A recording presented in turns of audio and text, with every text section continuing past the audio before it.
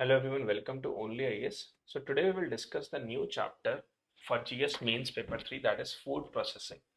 बहुत ज़्यादा important chapter है इन कंटेक्स्ट दैट कि ये फूड प्रोसेसिंग इंडस्ट्री अपने आप में एक बहुत बड़ी इंडस्ट्री के फॉर्म में डेवलप हो रही है, एक सनराइज इंडस्ट्री के फॉर्म में डेवलप हो रही है।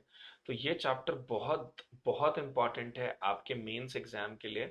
एंड अपार्ट फ्रॉम दैट सिर्फ मेंस एग्जाम के कंटेक्स्ट में नहीं, ये ओवरऑल भी इस चैप्टर का वेटेज इतना ज़्यादा है कि क्योंकि अभी एग्रीकल्चरल इश्यूज बहुत ज़्यादा हैं, एग्रीकल्चर डेवलपमेंट के ऊपर बहुत बात हो रही है, एग्रीकल्चर का शेयर इंक्रीज करने की बात हो रही है।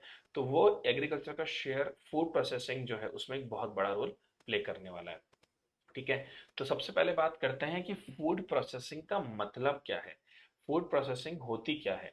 तो फूड प्रोसेसिंग का एक सिंपल सा मतलब है कि एक ऐसा प्रोसेस जिससे जो रॉ प्रोडक्ट है वो ट्रांसफॉर्म हो जाए with the help of employ, power, machines और मनी, और जिससे उसकी फिजिकल प्रॉपर्टी चेंज होके वो एक कमर्शियल वैल्यू में या एक फाइनल गुड में कन्वर्ट हो जाए, जिसको हम फूड प्रोसेसिंग कहते हैं। मैं वापस रिपीट करता हूँ, फूड प्रोसेसिंग का मतलब क्या है।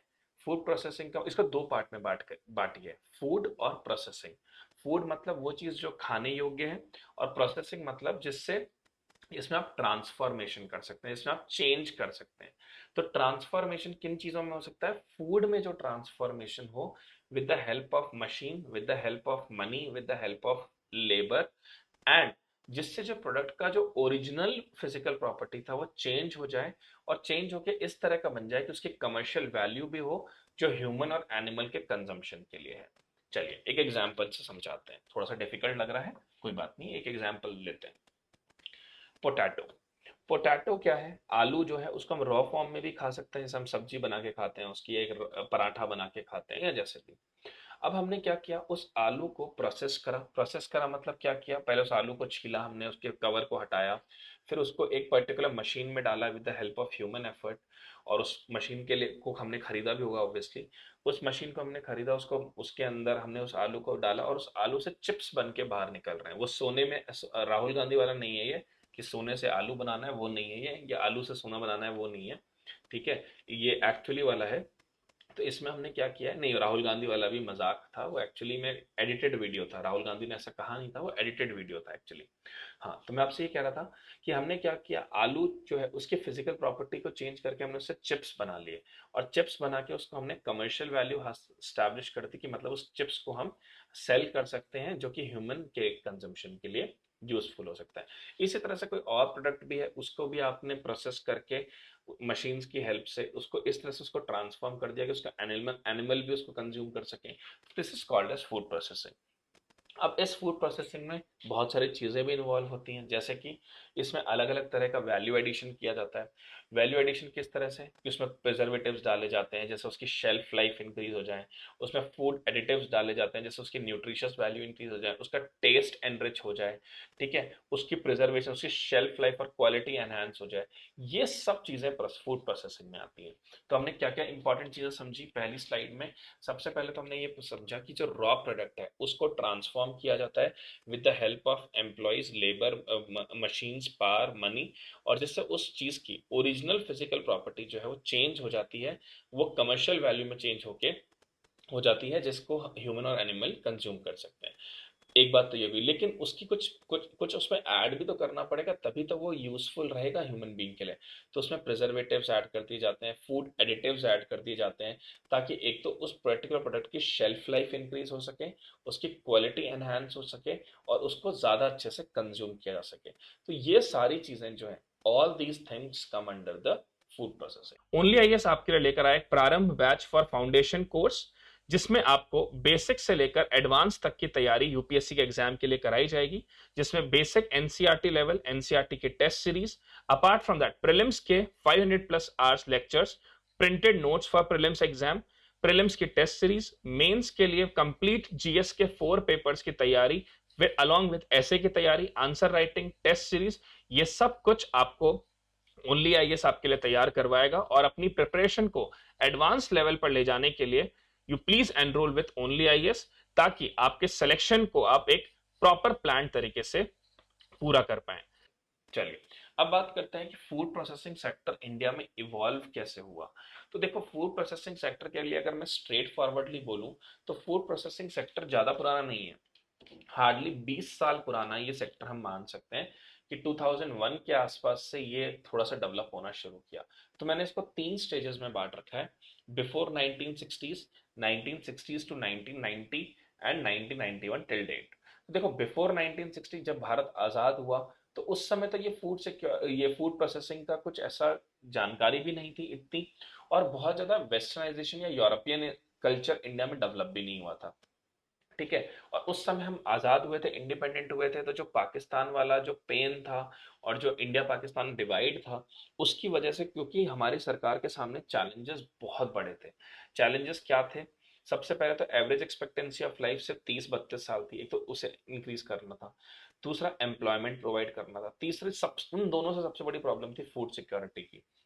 अब फूड सिक्योरिटी कैसे आएगी? जब आपके यहाँ पे प्रोडक्शन ज्यादा होगा, आपके यहाँ पे प्रोडक्शन के साथ साथ में वेस्टेज कम होगा। ठीक है। और भारत को तो इम्पोर्ट भी बहुत करना पड़ता था क्योंकि पॉपुलेशन इतनी ज्यादा थी उस समय पे और प्रोडक्शन बहुत कम था।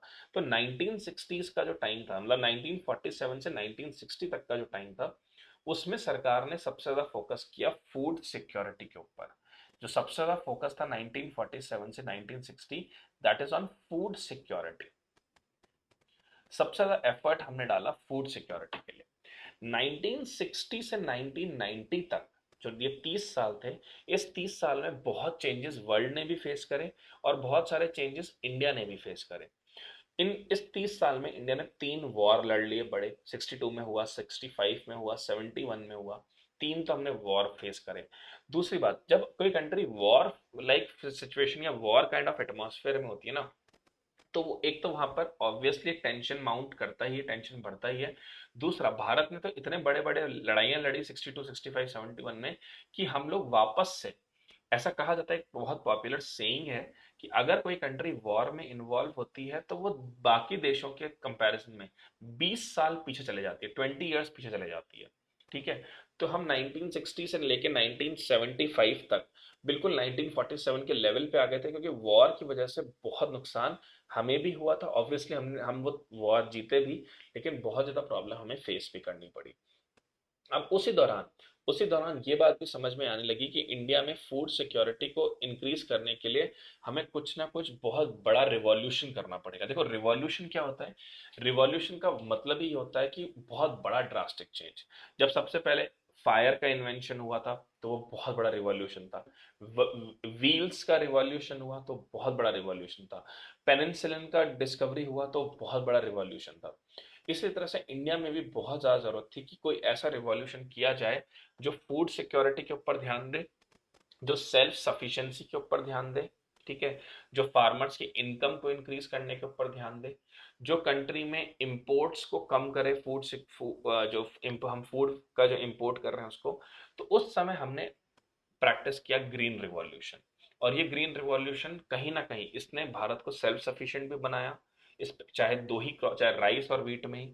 इस ग्रीन रिवॉल्यूशन ने फार्मर्स की इनकम को भी राइज किया। इस ग्रीन रिवॉल्यूशन ने कहीं ना कहीं फूड सिक्योरिटी बफर स्टॉक को भी हेल्प करा मेंटेन करने में। उसके अलावा जो नए और भी रिफॉर्म्स थे, जैसे लैंड सीलिंग एक्ट था, लैंड कंसोलिडेशन एक्ट था, मॉडल टेनेंसी रिफॉर्म्स थे। इन सब चीजों से इन सब चीजों से हम उस पोजीशन में तो आ गए थे 1990 तक, 1990 तक, कि चलिए ठीक है, हम अभी बहुत ज्यादा डेवलप नहीं कर रहे हैं, लेकिन उस स्टेज पे आ गए हैं कि अब हम लोग हैंड टू माउथ नहीं है, मतलब हमें किसी के सामने हाथ फैलाने वाली सिचुएशन से हम आगे आ चुके थे। और ऑल दो बहुत कुछ होना जाना था बाहर भारत में, क्योंकि पॉपुलेशन बहुत ज्यादा इंक्रीज हो रही थी। ठीक है। रिसोर्सेज लिमिटेड थे, रिसोर्सेज का ओवर यूटिलाइजेशन बहुत था। ठीक है। रिसोर्सेज का डेवलपमेंट भी नहीं हुआ था। तो चैलेंजेस बहुत सारे थे, लेकिन हम ये नहीं कह सकते कि 1990 में इंडिया की सिचुएशन वर्स्ट हो गई थी, ये सिचुएशन नहीं थी। हाँ, फाइनेंशियल टर्म्स में इंडिया की सिचुएशन बहुत ज्यादा बुरी हो गई थी, क्योंकि इंपोर्ट कंटिन्यूअसली बहुत ज्यादा हो रहे थे। तो हमारा बैलेंस ऑफ पेमेंट वाला जो प्रॉब्लम था वो बहुत ज्यादा हो गया था, क्योंकि हमारे इंपोर्ट्स बहुत ज्यादा थे। अब इकोनॉमिक रिफॉर्म हुआ 1991 में। उस इकोनॉमिक रिफॉर्म ने जब इंडियन इकोनॉमी को ओपन किया, इंडियन इकोनॉमी खुलना शुरू हुई, तो ये बात समझ में आने लगी कि अब इस इकोनॉमिक रिफॉर्म से ग्लोबलाइजेशन भी हुआ, लिबरलाइजेशन भी हुआ। फॉरेन कंट्रीज के जो सिटीजन्स थे वो भी भारत आए, फॉरेन कंपनीज भी भारत आई, फॉरेन कल्चर भी भारत आया। इसी फॉरेन कल्चर के साथ साथ में ये फूड प्रोसेसिंग इंडस्ट्रीज का डेवलपमेंट शुरू हुआ। क्यों? क्योंकि 1991 के बाद से एग्रीकल्चर सेक्टर का जो डोमिनेंस था in terms of contribution of GDP वो कम होते गया। मैन्युफैक्चरिंग सेक्टर तो इंडिया का वैसा भी इतना डेवलप नहीं था। तो जो नेक्स्ट इंपॉर्टेंट सेक्टर जो सबसे ज्यादा बूम पे था उस समय, that is service sector, tertiary sector. और वो सर्विस सेक्टर जो था वो कहीं ना कहीं एसोसिएटेड था वर्ल्ड लेवल पे।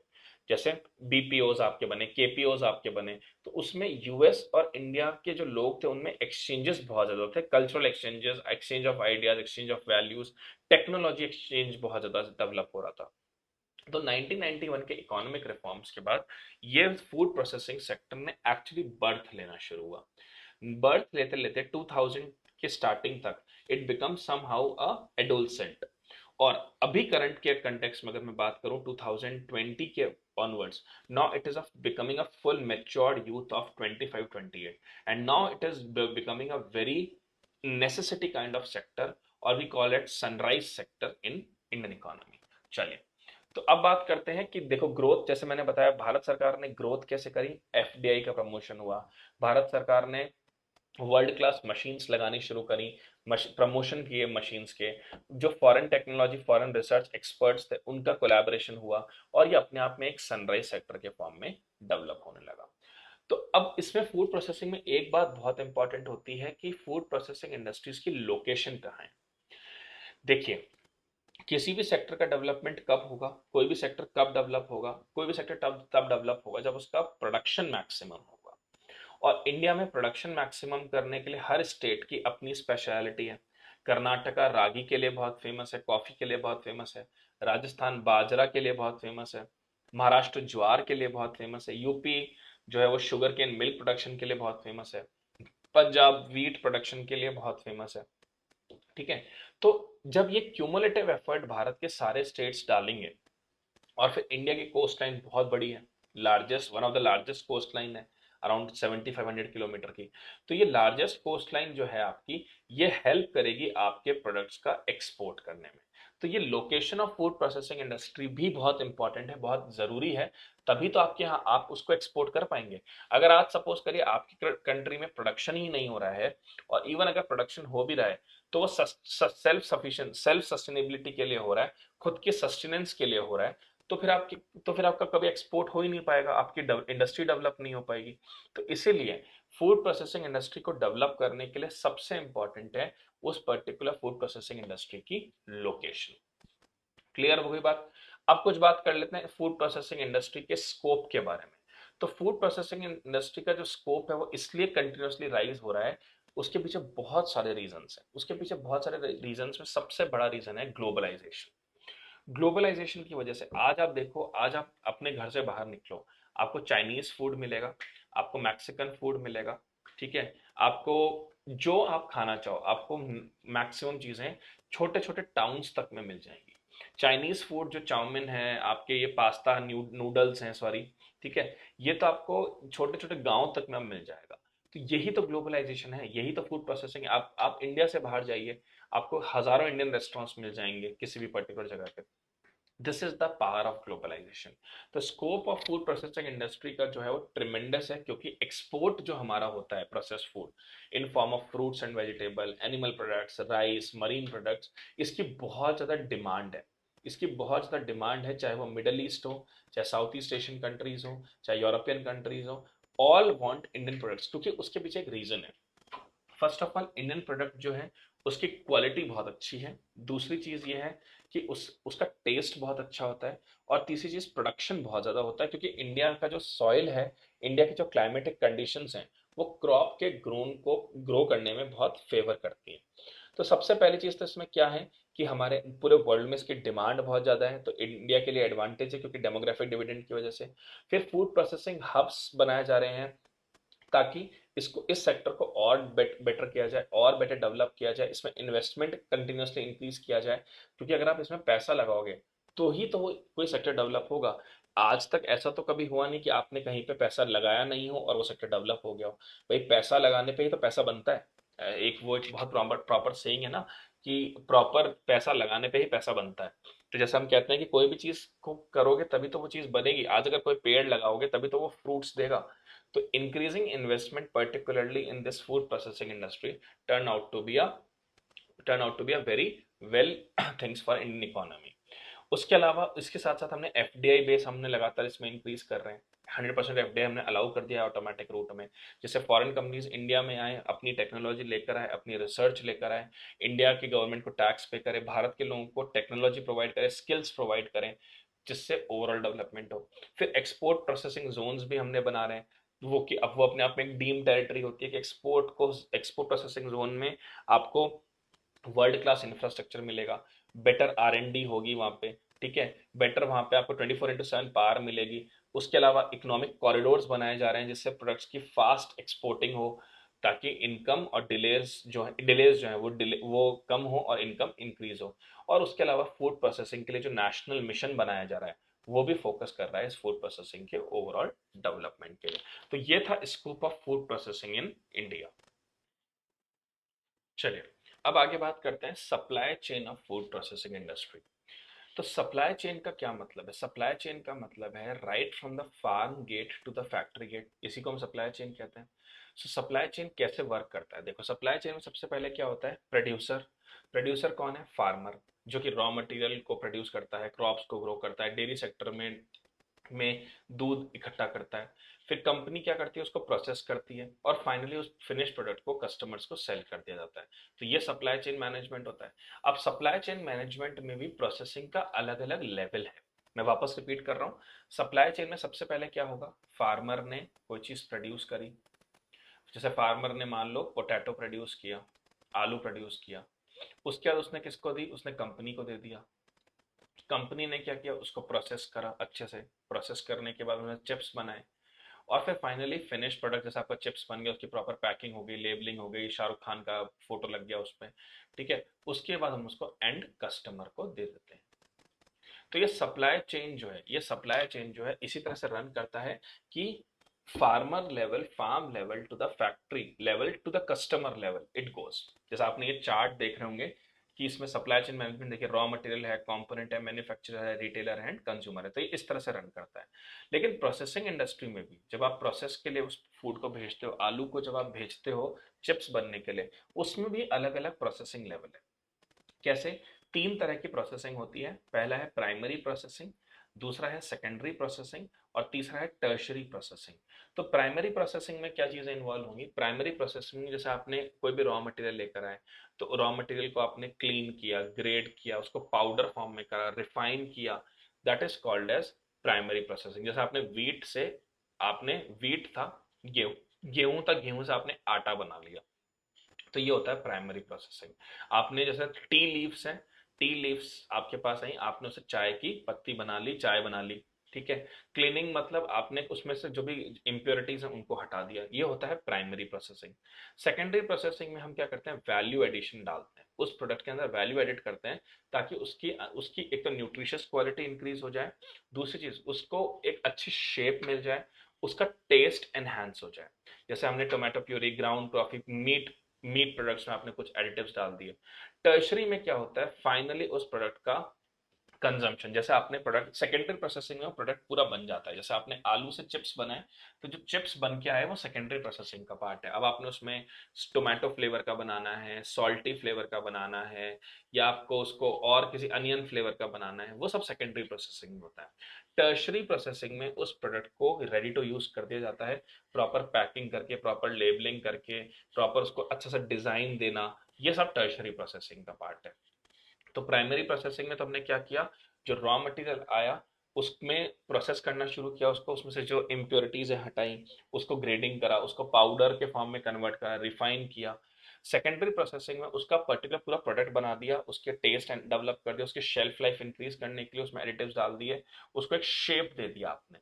और टर्शरी प्रोसेसिंग में वो रेडी टू यूज हो चुका है, आपने उसको प्रॉपर लेबल किया, प्रॉपर उसकी बॉटल्स के फॉर्म में उसको डाला, या प्रॉपर उसमें आपने कलरिंग कर दिया, या उसको और अच्छा शेप दे दिया, अच्छा डिजाइन दे दिया। This is tertiary processing. अब अगर मैं बात करूं कि प्रोसेस फूड का पोटेंशियल क्या है इंडिया में, तो ये भी बात कर लेते हैं। तो सबसे पहले तो क्या पोटेंशियल है इस प्रोसेस फूड का? इसका पोटेंशियल बहुत जबरदस्त है, इसका स्कोप बहुत ज्यादा है। क्यों? क्योंकि सबसे पहली चीज तो डिमांड। डिमांड इंडिया में किसी भी चीज की कंटिन्यूअसली इसलिए रहती है क्योंकि यहाँ पे पॉपुलेशन बहुत ज्यादा है। आप एक काम करो, आप अपने घर के नीचे कोई छोटा सा कैफे शुरू कर दो और टेस्टी फूड देना शुरू कर दो, थोड़ा सा न्यूट्रिटिव क्वालिटी हो और प्राइजेस थोड़ी सी कम रख दो।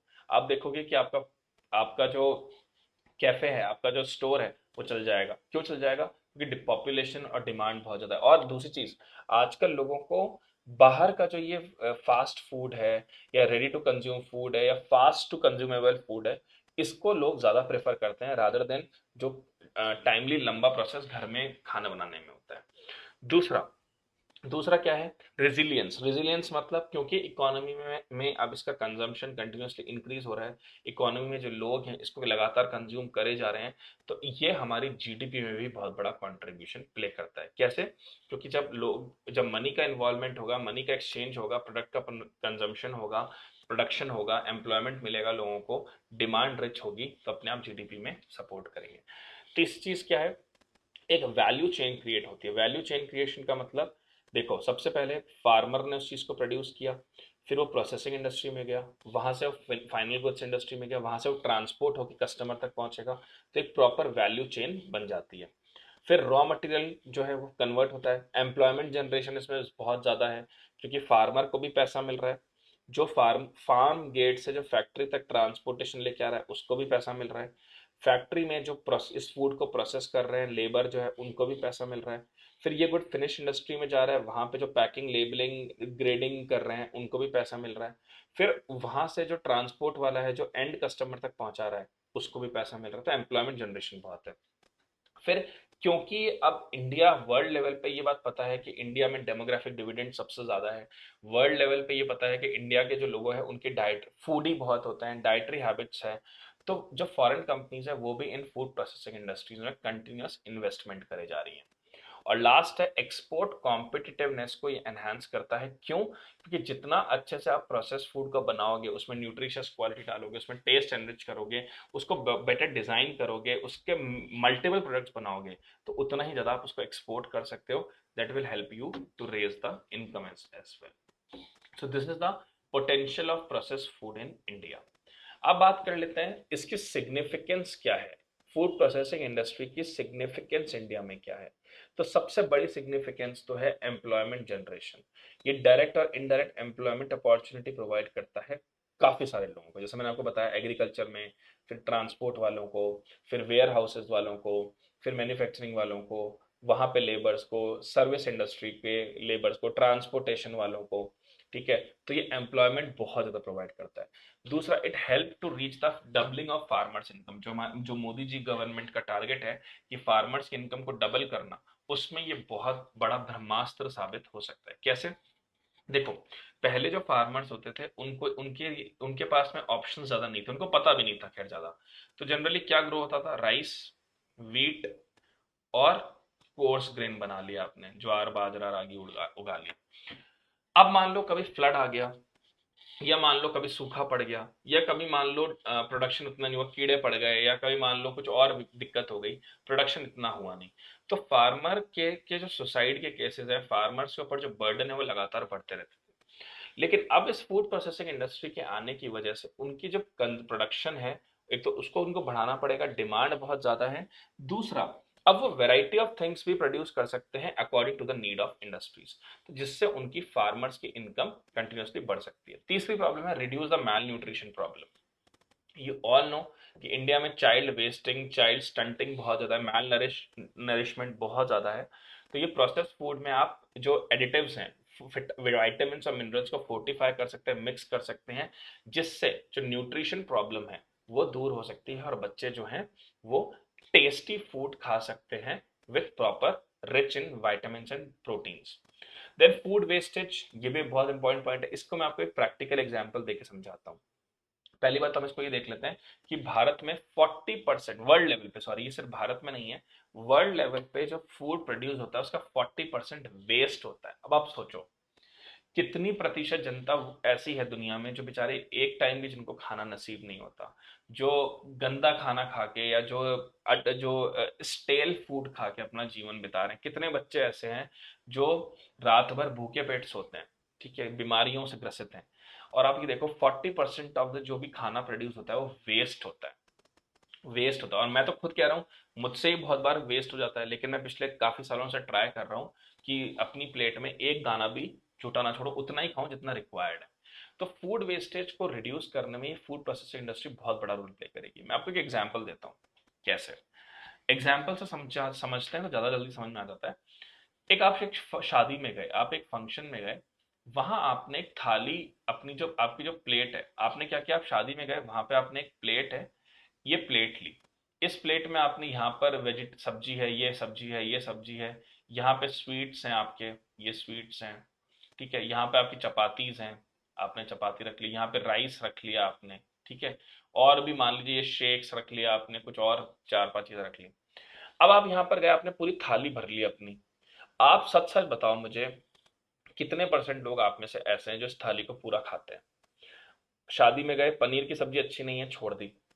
कोफ्ता अच्छा है, वो खा लिया। दाल अच्छी नहीं है, छोड़ दी। चावल खाने की इच्छा है तो ठीक है, थोड़े से खा लिए, टेस्ट कर लिए, नहीं तो छोड़ दिए। इससे लॉस होता है। वहीं प्रोसेसिंग फूड इंडस्ट्री में क्या होगा, जनरली जो होता है, आपको भूख लग रही है, आप एक स्ट्रीट में गए, वहां आपने उसको कहा भैया मुझे एक पनीर रोल दे दो, पनीर रोल दे दो, या मुझे वड़ा पाव दे दो, ठीक है, पनीर रोल दे दो, वड़ा पाव दे दो। तो वो क्या होता है, वो एक छोटे फॉर्म में होता है, आप इजीली उसको होल्ड कर सकते हो। आपको पता है कि आपके सामने एक पांडाल नहीं लगा हुआ खाने का। पनीर रोल एक फॉर्म में आ जाता है प्रॉपर, आप उसको खा के अपना काम, मेट्रो में चले जाओ। वड़ा पाव आप आराम से खा सकते हो। तो ये प्रोसेस फूड जो होता है ना, एक तो इसका शेप, इसका साइज इस तरह से होता है कि ये बहुत कन्वीनियंटली खाया जा सकता है, कन्वीनियंटली खा सकते हैं। अब अगर मुझे लंच करना है, मुझे किसी रेस्टोरेंट में जाना है, तो मुझे पता है कि मुझे यहाँ टाइम लगेगा, क्योंकि पूरी थाली आएगी, उसमें चार पांच तरह की सब्जियां आएंगी। मुझे ये बात पता है कि वहाँ पे टाइम ज़्यादा लगेगा, वहाँ पे चीज़ों को यूटिलाइजेशन जो है वो मुझे ज़्यादा होगा। लेकिन अगर मुझे मान लीजिए मेरे पास टाइम की कमी है, मैंने ये पनीर रोल या वेज रोल ऑर्डर किया अपना का, तो इससे वेस्टेज बहुत कम होता है। दूसरी चीज़ ये है कि ये ट्रेड और फॉरेन एक्सचेंज को इंक्रीज करता है। आप ये देखो, बहुत सारे कंट्रीज वर्ल्ड में ऐसे हैं जहाँ पे प्रोडक्शन इतना नहीं होता, जैसे मिडल मिडल ईस्ट कंट्रीज हैं आपके, वहाँ पे इतनी गर्मी पड़ती है, वहाँ क्रॉप्स ही नहीं उग पाती, मॉइस्चर नहीं है। तो इंडियन फूड की डिमांड वहाँ बहुत ज़्यादा है, ठीक है। फिर ये आपको हेल्प करेगा फॉरेन एक्सचेंज अर्न करने में भी। तो इन सब चीजों से हम ये कह सकते हैं कि प्रोसेसिंग इंडस्ट्रीज बहुत ज्यादा have a bright future in India. Then migration को रोकेगा, क्योंकि एक लेबर इंटेंसिव इंडस्ट्री है, ये एम्प्लॉयमेंट प्रोवाइड करती है। Many of the food processing industries are located in the rural areas itself. तो बहुत इससे क्या होगा, जो लोग, जो गांव वाले लोग हैं, वो अर्बन एरियाज में माइग्रेट नहीं करेंगे। और जब माइग्रेट नहीं करेंगे अर्बन एरियाज में, तो ऑब्वियस सी बात है कि जो पॉपुलेशन एक्सप्लोजन होता है अर्बन एरियाज में, वो रिड्यूस हो जाएगा। देन फूड इन्फ्लेशन भी इससे कम होगा, क्योंकि आपने इसकी शेल्फ लाइफ को इंक्रीज कर दिया है। ये लॉन्ग लंबे समय तक इसका इस्तेमाल किया जा सकता है। और ये इस तरह का है कि इसकी जो डिमांड है वो बहुत जल्दी फुलफिल की जा सकती है। फिर इसकी शेल्फ लाइफ इंक्रीज होने की वजह से इसको 6 महीने बाद भी यूज कर सकते हैं। तो डिमांड सप्लाई जो गैप है वो रिड्यूस हो जाएगा। देन क्रॉप डाइवर्सिफिकेशन, मैंने आपको जैसे बताया ही है कि फार्मर्स की इनकम बूस्ट कैसे होगी, क्योंकि अब क्रॉप डाइवर्सिफिकेशन, अब उस फार्मर्स को ये कहा जाएगा कि बेटा आप मशरूम उगाओ, आप फ्रूट्स उगाओ, आप ब्रोकली उगाओ, क्योंकि इनकी डिमांड ज्यादा है, ठीक है। वीट तो आप जो उगा रहे हो वो तो ठीक है, लेकिन इसके अलावा आपको ये भी उगाना है। टोमेटोज आप ग्रो करो, वाटरमेलन आप ग्रो करो, क्योंकि इसकी डिमांड मार्केट में बहुत ज्यादा है। तो अगर उस फार्मर के पास में डाइवर्सिफिकेशन होगा, और अगर खुदा ना खास्ता उसकी कोई एक क्रॉप खराब भी हो गई, तो भी he have ample of opportunities कि मैं अपने आप को प्रोटेक्ट और सेव कर लूं। और अगर सब कुछ अच्छा रहा तो उसकी इनकम कंटिन्यूसली इंक्रीज होगी। Then nutritive quality continuously maintain रह सकती है, खराब नहीं होता होगा, उसके उसमें प्रिजर्वेटिव, उसमें एडिटिव्स जो डाले जाते हैं वो उसकी शेल्फ लाइफ इंक्रीज कर देते हैं। देन टेस्ट एनरिच हो जाता है, और कंज्यूमर्स के पास चॉइसेस होती हैं। देखो, आज एक और चीज बहुत इंपॉर्टेंट है आज के कंटेक्स्ट में, जितनी ज्यादा चॉइसेस लोगों के पास होगी, लोग उतना अट्रैक्ट होते हैं। जैसे आज साउथ इंडिया में, अगर आप में से कोई कर्नाटका या चेन्नई का रहने वाला है तो शायद बेहतर समझ सकता है कि यहाँ पे एक 99 वैरायटी डोसा आता है, that enhances the customer choice. 99 variety, 50 तरह के डोसे हैं। आपका कोल्हापुरी डोसा है, स्प्रिंग रोल डोसा है, चाउमीन डोसा है, ये डोसा वो डोसा। तो कंज्यूमर्स के पास चॉइसेस जब बहुत होंगी, तो एक तो वेस्टेज कम होगा, दूसरा कंज्यूमर की जब चॉइसेस ज्यादा होती हैं तो वो स्पेंड भी जुडिशियसली करता है। आज मुझे पता है कि मेरे पास 100 रुपए हैं, मुझे पता है कि मुझे 4 चीजें खानी है, तो मैं बहुत इफेक्टिवली पैसा लगाऊंगा अपना। तो ये कंज्यूमर चॉइसेस को भी एनहांस करता है। लेकिन अब अगर बात करें कि चैलेंजेस क्या हैं, तो चैलेंजेस कहीं ना कहीं घूम फिर के वही सारे चैलेंजेस वापस आते हैं।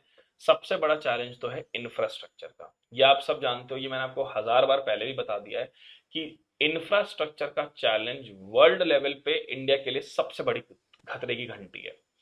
Infrastructure challenge food processing industry में क्या क्या हो सकता है, इसको देख लेते हैं। सबसे पहले तो स्टोरेज फैसिलिटी नहीं है। स्टोरेज फैसिलिटी नहीं है, कोल्ड स्टोरेज आपके पास नहीं है। तीसरी प्रॉब्लम क्या है, आपके पास में इकोनॉमिक कॉरिडोर्स नहीं है। अभी भी आप उसी रास्ते से अपने प्रोडक्ट्स को लेके जाते हो जिस पे ट्रैफिक है, जिस पे ह्यूमन गुड्स, ह्यूमन व्हीकल्स भी मूव कर रहे हैं। आपके लिए स्पेशली फास्ट मूविंग ट्रांसपोर्ट्स नहीं है आपके पास में। ठीक है। पोर्ट की हालत इतनी खराब है कि पोर्ट कंजेशंस बहुत हो रहा है। हिंटरलैंड लिंकेजेस बहुत खराब है कि port to road, port to rail connectivity नहीं है। रेलवे के ट्रैक्स अभी भी कॉमन है पैसेंजर ट्रेन्स और फ्रेट ट्रेन्स के लिए, जिसकी वजह से डिले बहुत हो जाता है। ऑपरेटिंग कॉस्ट बहुत ज्यादा है अभी भी। ठीक है। इन सब चीजों से हम ये कह सकते हैं कि जो इंफ्रास्ट्रक्चर इशू है वो सबसे बड़ी प्रॉब्लम है इंडिया की फूड सेक्टर इंडस्ट्री के डेवलपमेंट में। दूसरा है रेगुलेटरी एनवायरनमेंट। हमारे यहाँ रेगुलेशंस बहुत स्ट्रिक्ट हैं। अभी भी आपको 50 जगहों पे अप्रूवल लेना पड़ता है, 50 जगहों पे क्लियरेंसेस लेनी पड़ती है, अलग अलग मिनिस्ट्रीज के चक्कर काटने पड़ते हैं, डिपार्टमेंट्स के चक्कर काटने पड़ते हैं। फूड सेफ्टी प्रॉपर होनी चाहिए, कुछ भी गड़बड़ हो गया तो आपका लाइसेंस कैंसिल हो जाता है। इन सब चीजों की वजह से, सिंगल विंडो क्लियरेंसेस नहीं होने की वजह से, बहुत सारे लोग इस चीज में स्टेप इन करने से पहले, बहुत सारे लोग इस चीज में अपने आपको इवॉल्व करने से पहले 10 बार सोचते भी हैं। तो ये है डेफिशिएंसी इन रेगुलेटरी एनवायरनमेंट। तीसरा है लैक ऑफ होलिस्टिक अप्रोच। देखो ये बहुत इंपॉर्टेंट है।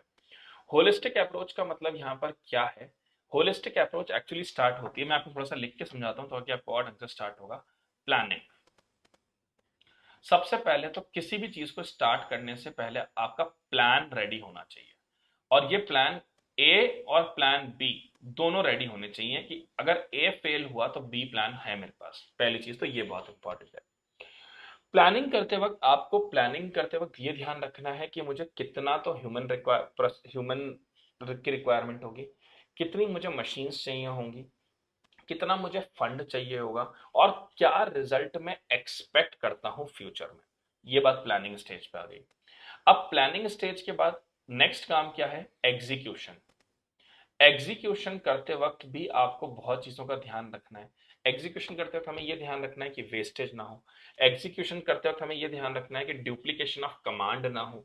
एग्जीक्यूशन करते वक्त हमें यह ध्यान रखना है कि हमारे पास लिमिटेशंस क्या क्या है। एग्जीक्यूशन करते वक्त हमें यह ध्यान रखना है कि हमारे पास कितना रिसोर्स अवेलेबल है उसको एग्जीक्यूट करने के लिए, दैट इज एग्जीक्यूशन। फिर एग्जीक्यूशन करने के बाद में जो तीसरा काम आता है वो आता है रिव्यू करने का। अगर आपने रिव्यू किसी चीज को बार बार नहीं किया, आपने बेंच स्टैंडर्ड से जो है उससे कंपेयर नहीं किया, तो प्रॉब्लम क्या होगी कि हो सकता है इनिशियल 6-8 महीने तो सब चीजें बेटर चलें, लेकिन फिर आपको ये समझ में आ जाएगा कि यार नहीं, हम कुछ प्रॉब्लम्स हैं। तो इन सब चीजों का रिव्यू करना है और लास्ट में आपको वे फॉरवर्ड में सिग्निफिकेंट स्टेप्स लेने हैं। सिग्निफिकेंट स्टेप्स के आप कैसे ले सकते हो, जो भी आपसे गलतियां हुई हैं उन्हें आपको ठीक करना है। जैसे आपको ये पता है कि इंडिया में क्लियरेंसेस बहुत सारी एजेंसीज से लेना है, उससे आप रिड्यूस कर सकते हैं। आपको ये बात पता है कि इंडिया में ईज ऑफ डूइंग बिजनेस के लिए सरकार लगातार एफर्ट कर रही है, तो आप उस ईज ऑफ डूइंग बिजनेस में और कंट्रीब्यूट करिए। प्रोसीजरल वर्क, लाइसेंसिंग वर्क, जो ये एक्चुअली बैरियर्स हैं ट्रेड के लिए, इन्हें और हमें कम करना है। और स्मॉल स्केल इंडस्ट्रीज को फाइनेंशियल सपोर्ट देना है, ताकि एक तो वो अपने आप में सेल्फ इंडिपेंडेंट हो पाए, और दूसरा वो लॉन्ग जो जो बड़ी इंडस्ट्रीज हैं उन्हें भी सपोर्ट कर पाए। तो ये आपके की चैलेंजेस हैं। और क्या क्या चैलेंजेस हैं, ये कुछ कॉमन चैलेंजेस हैं कि हमारे यहाँ पे फर्टिलाइजर्स और पेस्टिसाइड का इस्तेमाल ज्यादा होता है प्रोडक्शन इंक्रीज करने के लिए, लेकिन अब वो बहुत खतरनाक है। उससे यूट्रोफिकेशन हो सकता है, लैंड डिग्रेडेशन हो सकता है। जो आपने फूड सिक्योरिटी, फूड प्रोसेसिंग जो सबसे इंपॉर्टेंट पॉइंट मार्क कर रखा है कि इससे शेल्फ लाइफ इंक्रीज करनी है, प्रोटीन रिच डाइट, वाइटामिन का एनरिचमेंट करना है, वो उससे सफर कर सकता है। तो इन चीजों का ध्यान रखिए। दूसरी चीज हमें क्या करना है, दूसरी चीज हमें करना है कि लो वैल्यू एडेड, देखो ये भी एक बहुत इंपॉर्टेंट है। प्रोसेसिंग इंडस्ट्री में सबसे इंपॉर्टेंट है कि value added need to be strong. भाई अगर वैल्यू एडेड स्ट्रांग नहीं होगा, अगर रॉ मटेरियल से प्रोसेस स्टेज के बीच में आपने वैल्यू एडेड वीक रखा, या आपने प्रॉपर स्किल बेस्ड लोगों को वहां नहीं रखा, या आपने जो क्वालिटी मटेरियल है उसका इस्तेमाल नहीं करा, तो जो एंड प्रोडक्ट बनेगा वो सब अपने आप सब लोगों को समझ में आ जाएगा कि इसमें कहीं ना कहीं प्रॉपर फोकस करके ये काम नहीं किया गया है। अगली प्रॉब्लम है कि क्वालिटी एंड सेफ्टी का इशू, ये भी एक बहुत बड़ा दिक्कत है। बहुत सारे प्लेसेस में आप ये देखेंगे कि प्रॉपर सेफ्टी का ध्यान नहीं रखा जा रहा है। ठीक है, safety in terms of employees also and safety in terms of production also. Quality compromisation बहुत होते हैं भाई, क्योंकि अगर लोगों को ये लगता है, इंडस्ट्रीज को ये लगता है कि अगर हम किसी चीज को 100 रुपए में बेचना चाहते हैं लेकिन हम उसको 70 रुपए में बेच रहे हैं, तो अब क्या करें, क्वालिटी गिरा दो उस चीज की। क्वालिटी गिरते ही पर्पस खत्म हो गया आपका। तो हमें क्वालिटी, सेफ्टी, इन दोनों चीजों पे तो बहुत ओवर फोकस रखना है, तभी हम किसी प्रोडक्ट को बेटर कर पाएंगे। Then low consumer awareness, people aware नहीं है, लोगों को एक्चुअली न्यूट्रिशन वैल्यू नहीं पता। आज भी आप देखोगे कि इंडिया में ऐसा एक सर्वे है कि India among the countries, whole countries in the world, being the highest population in terms of youth and second highest population in the world, still the awareness regarding to health in India is least। आप देखोगे कुछ diet pattern नहीं है, लोग कुछ भी किसी भी समय खाते हैं, किसी भी तरह का खाते हैं। ठीक है, प्रॉपर हेल्दी नॉर्म्स चीजों को नहीं देखते, और यही कारण है कि जब लोगों का अवेयरनेस नहीं होता तो फिर वो 50 तरह की बीमारियों से ग्रसित होते हैं। तो ये लो कंज्यूमर अवेयरनेस भी एक बहुत बड़ा चैलेंज है फूड प्रोसेसिंग इंडस्ट्री के डेवलपमेंट में। कुछ और चैलेंजेस की बात कर लेते हैं, जैसे फार्म लेवल पे क्या क्या प्रॉब्लम्स हैं, किसानों को क्या क्या प्रॉब्लम है। सबसे पहले तो उनको गुड क्वालिटी सीड्स नहीं मिलती, सबसे बड़ी दिक्कत यहाँ पे है। दूसरा, उनके पास मॉडर्न इक्विपमेंट्स एंड मशीन्स नहीं है जिससे वो और ज्यादा प्रोडक्शन बढ़ा पाए।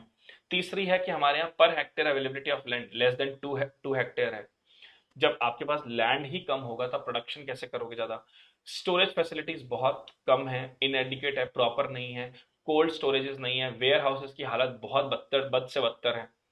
पुअर इरिगेशन फैसिलिटी, अभी भी हम रेनफॉल पे डिपेंडेंट है। एक्सेसिव यूज ऑफ फर्टिलाइजर्स हम करते हैं, जिससे लैंड डिग्रेड होता है, यूट्रोफिकेशन की प्रॉब्लम होती है।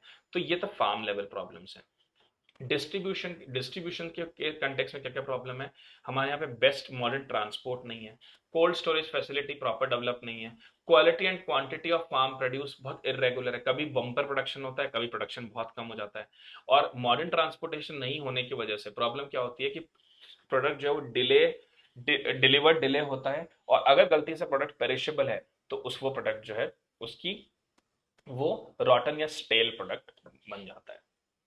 देन प्रोसेसिंग इंडस्ट्रीज की क्या क्या प्रॉब्लम है, सबसे बड़ी प्रॉब्लम तो है फाइनेंस की। देखो ये तो प्रॉब्लम आपको इंडिया में मिलेगी मिलेगी। फाइनेंस की प्रॉब्लम एक बहुत बड़ी और बहुत मेजर प्रॉब्लम है, because without adequate proper finance you can not develop any kind of industry.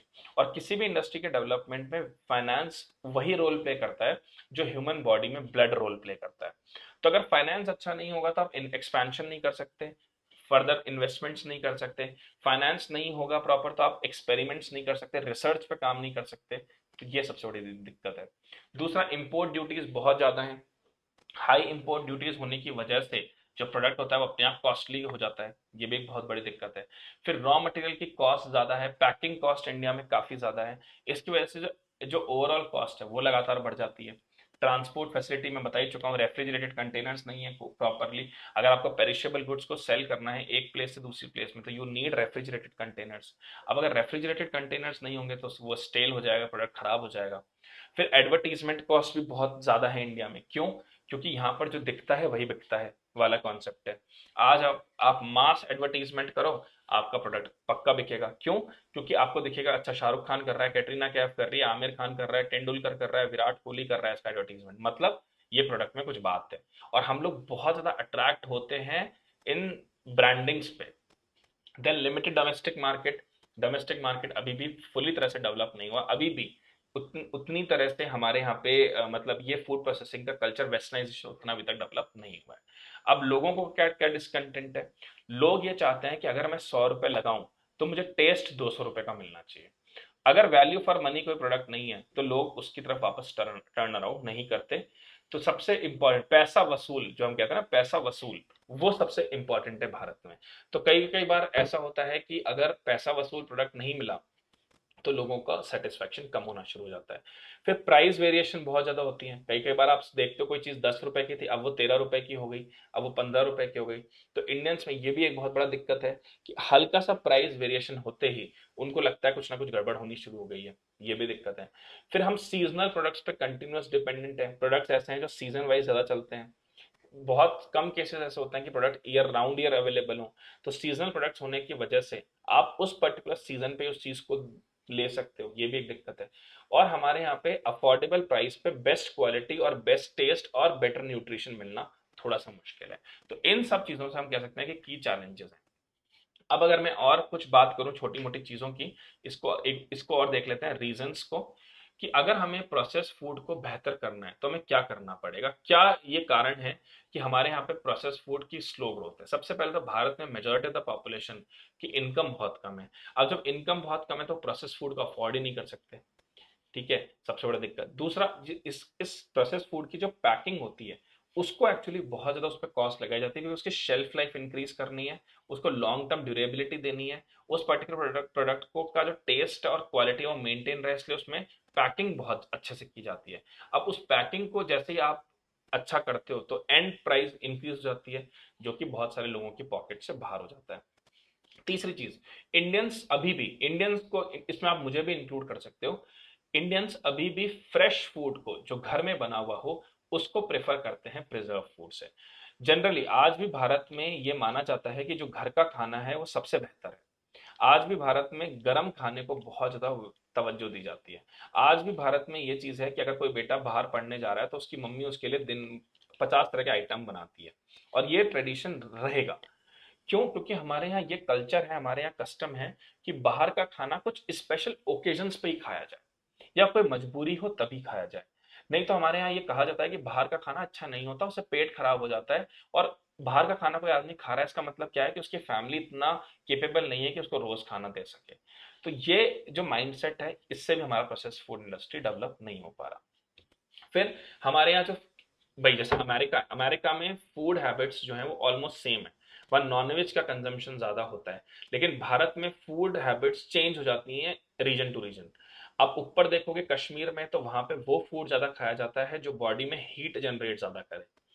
Rajasthan में आप देखोगे तो वहां पे क्योंकि इतनी हॉट क्लाइमेट है तो वहां पे वो फूड खाया जाता है जो वाटर जो है पानी से कम बने। जैसे वहाँ बाजरा मक्का खाया जाता है ज्यादा, या राइस वीट खाया जाता है। साउथ में आप आओगे तो वहां पे राइस कल्चर बहुत ज्यादा है। ईस्ट में आप जाओगे तो राइस कल्चर बहुत ज्यादा है। दिल्ली आप देखोगे तो वहां पे मैदे वाले प्रोडक्ट, ये छोले भटूरे हुए या आपके ये क्या बोलते हैं कुलचा करी हुई, ये ज्यादा खाई जाती है।